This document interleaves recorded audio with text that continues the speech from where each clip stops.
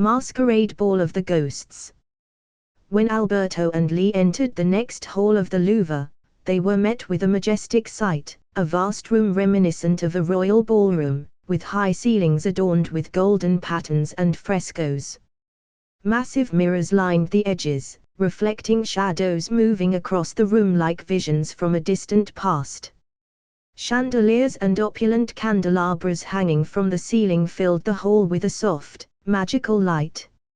Suddenly, figures began to materialize from the air, as if the very walls of the hall were exhaling these ghostly guests.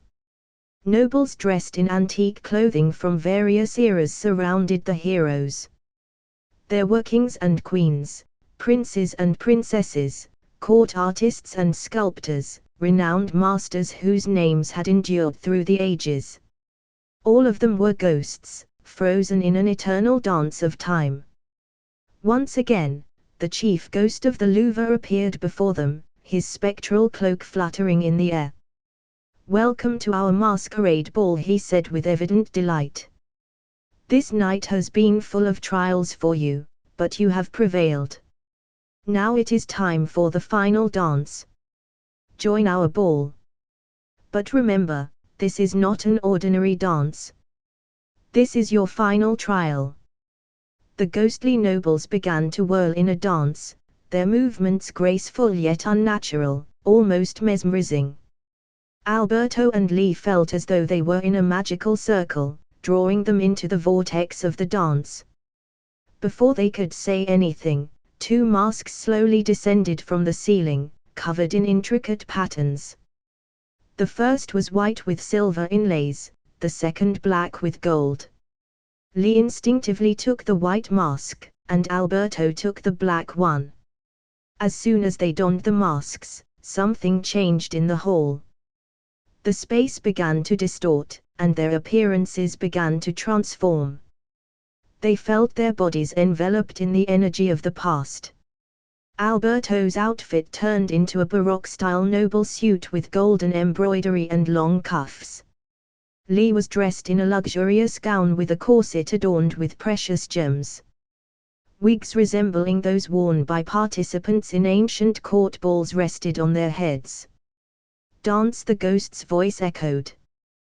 "To pass the trial, you must not only follow the music but also free yourselves from what has been imposed upon you." The dance began. The music slowly filled the hall, and their bodies began to move of their own accord, following the rhythm. But with each step, Lee felt her movements becoming heavier, as if each element of her costume was restricting her freedom. Alberto, dancing alongside her, also realized that the mask and outfit were beginning to press down on him. The dance was not just a physical act, it was a symbolic struggle against the burdens of the past. "Lee!" Alberto shouted, realizing the nature of the trial. "We need to free ourselves from this. This is not just a dance, it's a trial of freedom. We need to remove the masks and everything that binds us." Each movement in the dance had to be precise, but with every attempt, they felt more constrained. The masks seemed to meld with their faces, and the costumes became heavier, symbolizing the weight of the ages imposed on their souls. Lee realized for the first time that the key to their liberation was not just the dance but the realization of their freedom. They began to step against the music, rather than obeying the ghostly symphony. Lee tried to remove the mask, but it clung tightly to her face. "We need to dance together," Alberto suggested. In unison, they synchronized their movements, stepping over the barriers imposed by magic. Their dance became not chaotic, but deliberate, they were moving together towards liberation. The music grew faster and faster, but with each step, they felt their inner freedom growing stronger. Finally, at the decisive moment, Alberto and Lee made a sharp turn, and their masks loosened. Throwing them off, they discarded the heavy costumes. Lee felt a lightness, as if she had shed all the shackles of the past, while Alberto took a deep breath, feeling free from the magical enchantments.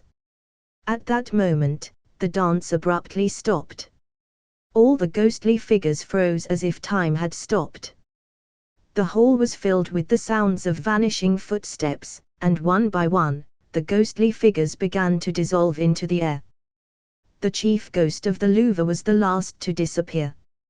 His farewell voice was faint, almost a whisper. "You have passed the trial. Now the Louvre belongs to you. You may come here anytime, day or night. But remember, other nights may bring new challenges." With these words, the hall was left empty. Alberto and Lee were finally alone. They stood in the middle of the deserted royal hall, surrounded only by the silence and the light of the ancient chandeliers.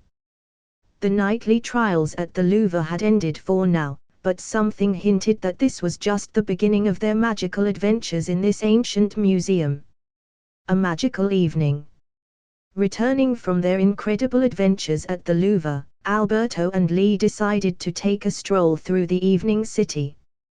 The soft light of the street lamps gently illuminated their path, giving the streets a mysterious yet cozy appearance. Once again, they found themselves in that very park where forest dryads had awaited them. The park was just as enchanting as before, with magnificent ornate lanterns lighting the pathways and flower beds. The leaves whispered in the wind, and the flowers in the beds seemed to glow in the moonlight. The dryads, recognizing their familiar travelers, emerged from their green hiding places, greeting them with graceful bows. Alberto and Lee warmly bade them farewell, thanking them for the wonderful moments they had shared there earlier. One of the trees swayed lightly, as if paying homage to its new friends. When the heroes finally returned home, they were greeted by silence and tranquility. The evening was deep, but they were not yet ready to go to sleep.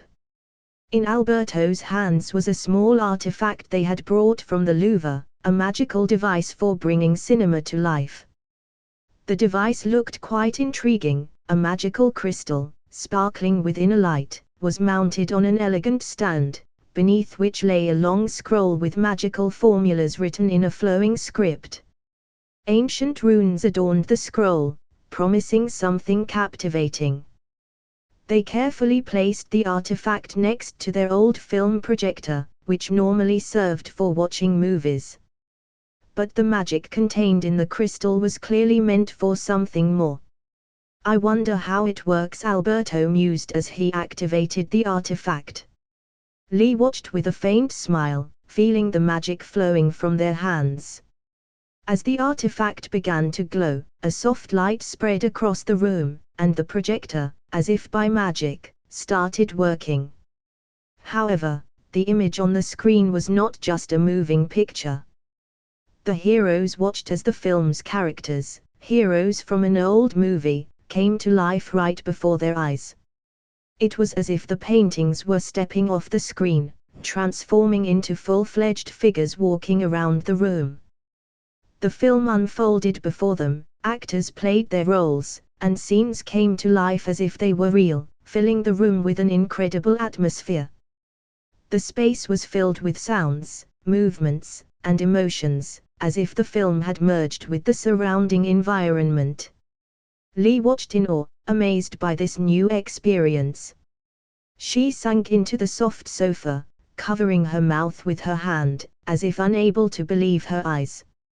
Alberto, sitting beside her, watched with delight at the magic they had conjured.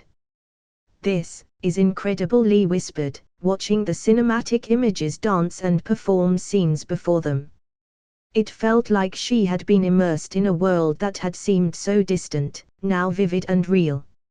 Alberto moved closer, his hand touching Lee's. They exchanged brief glances, understanding that this magical moment belonged only to the two of them. It was not just an evening, it was an evening when they found themselves very close to each other. When they finally turned off the device, silence fell, and they both pondered for a moment. Something new and undefined lingered in the air. Lee and Alberto's eyes met, a brief moment of understanding. Something warm had begun to grow between them, something without a name yet but already compelling. It was just the beginning, but they both knew that this evening would be significant for their new acquaintance. With a soft smile on his lips, Alberto leaned closer to Lee, and they shared a brief, almost tender kiss, as a sign of trust and something more that was just beginning to sprout. The kiss was repeated, and they embraced, their legs intertwined. "We definitely need to repeat this night," Lee suggested.